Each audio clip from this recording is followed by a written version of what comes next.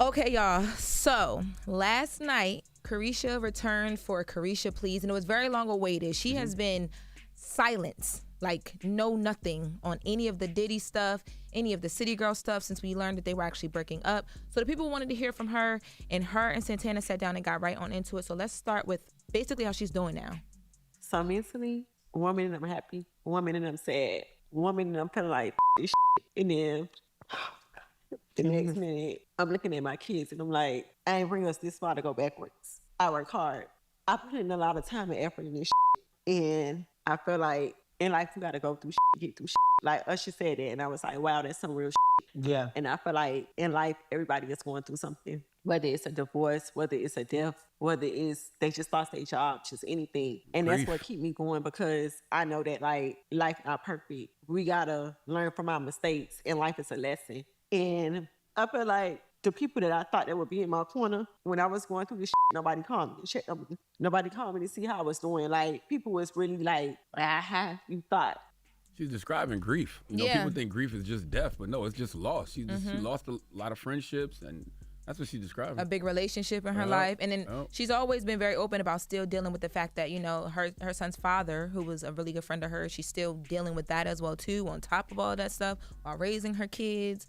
So it was a lot, but she got it out. And then they go right into the Diddy stuff. They were early on the tea for real. So they get into the Diddy stuff and about like all of the accusations.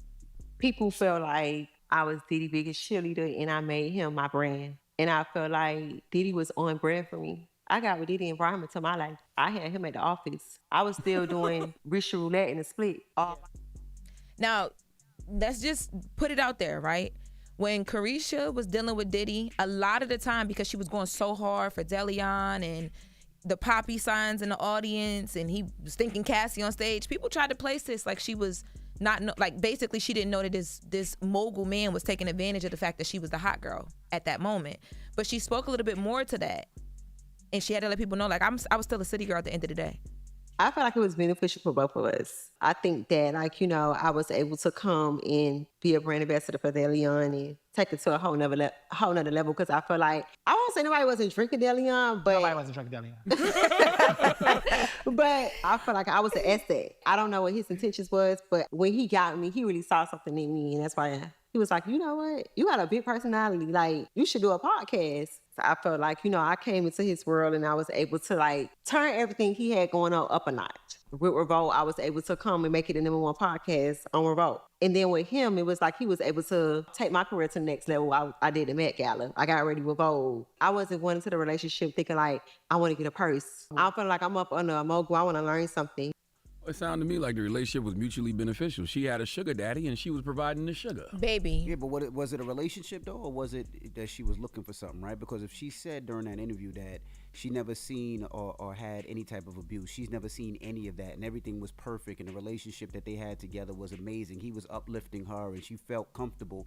When he went through the stress and went through the problems, she just left. So it wasn't based off love. It was based off what you doing for me. It was based off an exchange of sugar. Yep. I got me a sugar You've been daddy, breathing really weird this morning. It's making me uncomfortable.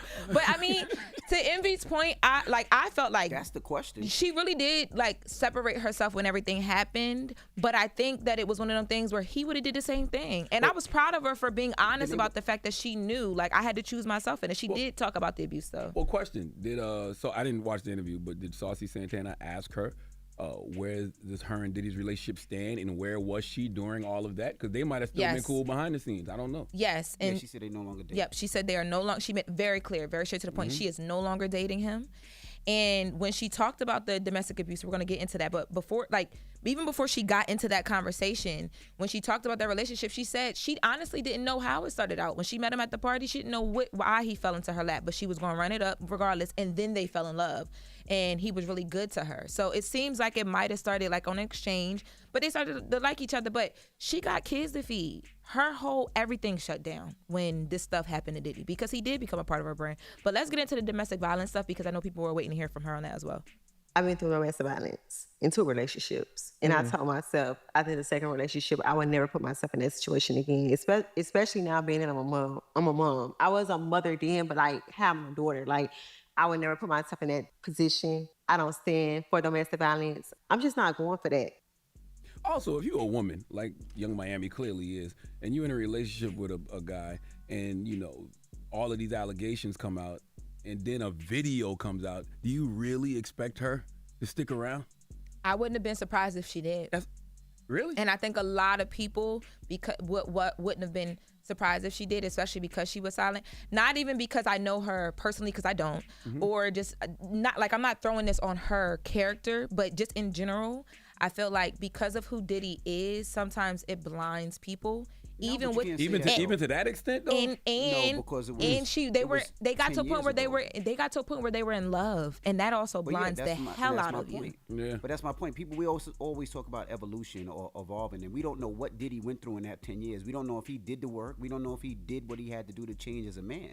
But if she fell in love with this new Diddy that she's never experienced this abuse, never experienced mental abuse, and he did nothing but uplift her, then that just tells you the fact that came out and they're not together. What was that relationship built on? Because you could be in a relationship with somebody, Charlamagne, you're not the same person you are, you know, that you were 20 years ago. You changed. And I know you did a lot of, not to say that you abuse anybody. Boy, shut up. I ain't never been on no Diddy level. Don't even put me in that position. But that's what I'm saying. It wasn't on Diddy level. Don't even use me as an example.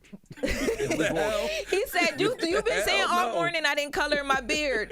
You ain't erased your past. What? Damn, don't do that. No, but I think you got to think about, though, like, too, she went through other stuff outside of when the allegations and all that hit, right? Like, there was a baby that happened. There was a lot that kind of unfolded just in their relationship that she had to just be quiet and swallow, because she kept saying, we're not together, but it was obvious she was so in love with him. But my point is, they only knew each other for a couple of years.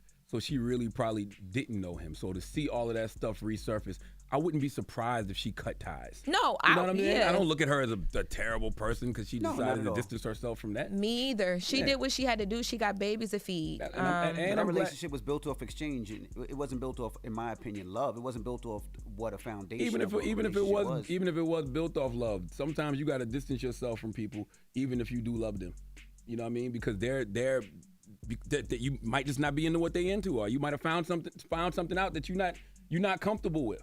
Everybody got different standards. I'm not mad at her if she decided to. But also too, Diddy financially will be okay enough where he'll be able to live cool, right? Like, I don't know.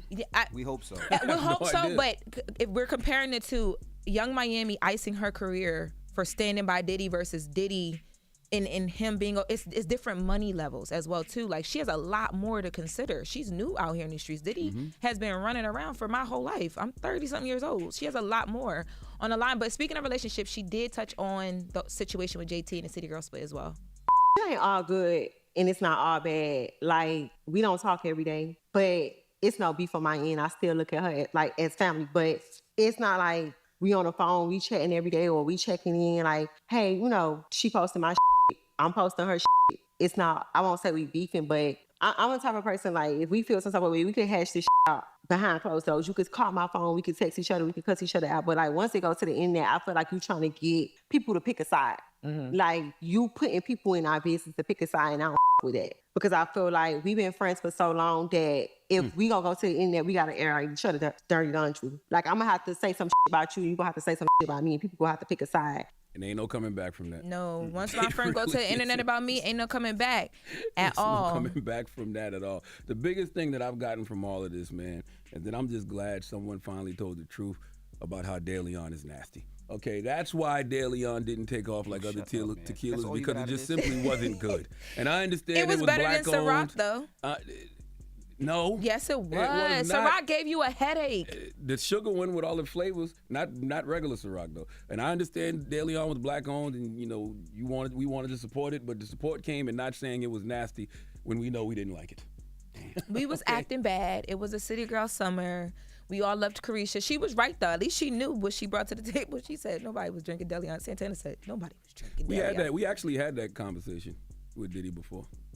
About how Deleon, it wasn't good. You remember? Yeah. You remember? It's not good. That's why the culture is not supporting it. Lauren, out of everything you said, that's all he got out of this conversation. I'm literally sitting here like this. Because that let me know finally people being honest. Right. And that's Lauren's Jess With The Mess. Amen. When we come back, we got front page news. Morgan will be joining us. It's The Breakfast Club. Good morning. I don't even know why I said amen. Wake that ass up. Early in the morning. The Breakfast Club.